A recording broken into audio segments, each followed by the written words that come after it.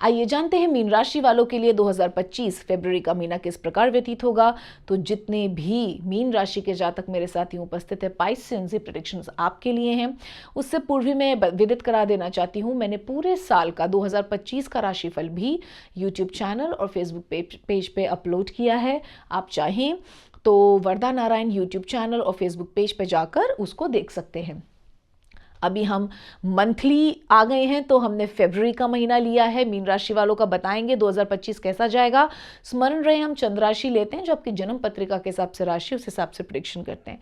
कृपया इसको sun sign से कंफ्यूज मत कीजिएगा। तो आइए जानते हैं मीन राशि वालों के लिए खास करके फरवरी का महीना किस प्रकार व्यतीत होगा। तो देखिए, थोड़ा सा संघर्ष है लेकिन जीत भी है।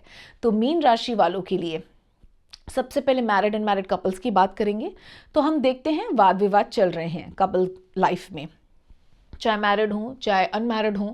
आपकी थोड़ी सी अनबन किसी न किसी बात को लेकर है, किसी न किसी बात को लेके मेस हो रहा है, और हो सकता है किसी प्रॉपर्टी की बात को लेके, फैमिली प्रॉपर्टी की कोई बात को लेके भी थोड़ी मिसअंडरस्टैंडिंग क्रिएट हो रही हो, प्रॉपर्टी डिस्प्यूट्स हों, या ये हो सकता है फैमिली मैटर्स की वजह से आप और आपके हस्बैंड या आपके और आपके पार्टनर फाइट कर रहे हो, रिलेशन जो आपके आसपास के लोग हैं, एटमॉस्फेयर की वजह से आप लड़ाई कर रहे हो। तो प्लीज़ आप अपनी विजडम से इसको ठीक करें और महादेव माँ गौरी की शरण में जाए। राम नाम का जाप उन्हें एवरीडे 108 बार अर्पित करें। एक माला रोज करनी है, और प्लीज सात्विक रह के कीजिए। मैं फिर कहती हूँ, एक जगह नॉनवेज खाते हैं और एक जगह आप अर्पित करते हैं, तो एक जगह हिंसा है और एक जगह हिंसा हो गई तमोगुणी, और जब हम पूजा करते हैं वो होती है सत्वगुणी। तो तमोगुण भी एक जगह बढ़ा रहे हैं, एक जगह आप अपना सत्वगुण भी बढ़ा रहे हैं, तो कोई खास अंतर निकल कर नहीं आता। इसलिए प्लीज आप अपनी वृत्तियों को सात्विक रखकर ही पूजा पाठ करें, तभी आपके जीवन से भी हिंसा जाएगी। ये कलह कलेश भी हिंसा का ही पाठ होता है।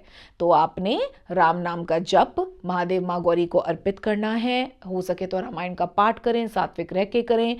शादीशुदा हैं तो अपनी पत्नी और अपने पति के साथ ही रहें, और अगर शादीशुदा नहीं है तो ब्रह्मचर्य का पालन करें। मनसा वाचा कर्मणा, जब आप इस तरीके से उपाय करते हैं शुद्ध रह के, तो ही आपकी पूजा सफल होती है। और पूर्ण विश्वास, विश्वास सबसे बड़ा इंग्रेडिएंट है, श्रद्धा।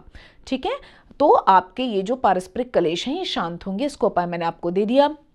अब आगे बढ़ते हैं कार्यक्षेत्र की तरफ। तो कार्यक्षेत्र में हम देखते हैं कि आप चाहे जॉब कर रहे हो चाहे बिजनेस में हो, थोड़े बहुत डिस्प्यूट्स बने हुए हैं, पॉलिटिक्स चल रहा है, लेकिन आपको मैं ये कहूँगी कि चुपचाप सहना नहीं है। अगर आपने कोई चीज़ नहीं करी है, स्टैंड अप एंड टेक, अगर आपने कोई चीज़ नहीं करी है, then take stand for yourself, be your own hero. ये नहीं है आपने बैठ जाना है, आपने सही के लिए आवाज़ उठानी है, क्योंकि आपके फेवर में जाएगा।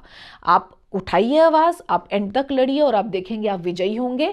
आपका सच सामने आएगा, और जो भी आप डिजर्व करते होंगे वो आपको मिलेगा, चाहे वो जॉब में हो चाहे वो बिजनेस में हो। तो थोड़ा जुझारू बनना है, फाइट बैक करना है। अगर चीज़ें फॉल बैक कर रही हैं, अगर चीज़ें थोड़ी ख़राब हो रही हैं, तो ऐसे ढीले नहीं पड़ना, फाइट बैक करना है, मेहनत करनी है, बात करनी है दूसरे बंदे से कि क्या प्रॉब्लम हो गई, और चीज़ों को अपने पक्ष को आगे रखना है, और आप देखेंगे कि आप विजयी हुए, आपका सच सामने आया। तो थोड़ा संघर्ष है, लेकिन अगर आप संघर्ष करने के लिए रेडी हैं, फाइट बैक करने के लिए रेडी हैं, तो आपकी विजय भी है। ठीक है, आगे बढ़ते हैं और चलते स्टूडेंट्स की तरफ। तो स्टूडेंट्स का भी पढ़ाई से ज़्यादा रिलेशनशिप के अंदर दिमाग अटका हुआ है। उनके दोस्तों यारों में कुछ लड़ाइयाँ चल रही हैं, छोटी मोटी बातों पे स्टूडेंट्स की लड़ाइयाँ चल रही हैं। तो कोशिश कीजिए कि प्लीज़ आप अपने पढ़ाई पे ज़्यादा फोकस करें, मन के द्वंद्वों को शांत करें, और उसके लिए आप सबसे ज़्यादा हनुमान जी की आराधना कीजिए, क्योंकि वो आपको बुद्धि प्रदान करते हैं। हनुमान चालीसा का पाठ करें और फिर अपनी पढ़ाई शुरू करें। हे हनुमान जी, मुझे फोकस प्रदान करें, मैं अच्छे से पढ़ सकूं।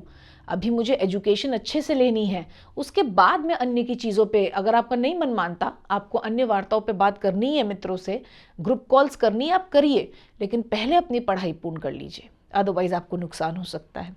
ठीक है, एज आई सेड कि you have to be your own hero, अपने लिए स्वयं काम करना है, तो इस चीज़ को मानना है आपको। ओके, अब हम आगे बढ़ते हैं और चलते हैं रोगों की तरफ। तो ऑफ कोर्स मैं देखती हूँ आर्द्रता, जल की कम होने की वजह से, पेट में जल कम है, जल का सेवन कम कर रहे हैं, उस वजह से सूखा, डिहाइड्रेशन पड़ना, और रूखा सूखा हो जाना स्किन का, खांसी, सूखी खांसी होना, इस तरीके के योग बने हुए हैं। ज़्यादा चिल्लाना नहीं है, taking stand for yourself doesn't mean कि आप चिल्ला रहे हैं किसी पे. You can take stand in a very subtle manner also. ठीक है, फाइट बैक का मतलब ये नहीं है किसी पे चिल्लाते रहना है तो आपका गला वगैरह खराब हो जाएगा. आपने बड़ी सावधानी पूर्वक चीज़ें करनी है, अपने गले का विशेष ध्यान रखना है, पानी का सेवन ठीक तरीके से करते रहना है. ये नहीं है कि आप पानी पीना भूल जाएं काम के वर्कलोड की वजह से या किसी छोटे मोटे स्ट्रेस की वजह से. तो यही प्रॉब्लम होगी छोटी मोटी जो होगी, जो मैं देख पा रही हूँ वो इतनी सी ही देख पा रही हूँ. लेकिन फिर भी अपना लाइफस्टाइल अच्छा मेंटेन करें, खाना पीना प्लीज़ अच्छा मेंटेन करें. आप सभी को पता है, सभी समझदार हैं हेल्दी लाइफस्टाइल क्या होती है. ठीक है, आइए अब लकी कलर की तरफ चलते हैं. वो निस्संदेह रूप से ग्रीन एंड ब्राउन निकल कर आ रहा है. तो अब बिल्व पत्ते का वृक्षारोपण घर पे कर सकते हैं, उसको अच्छे से सींचिए.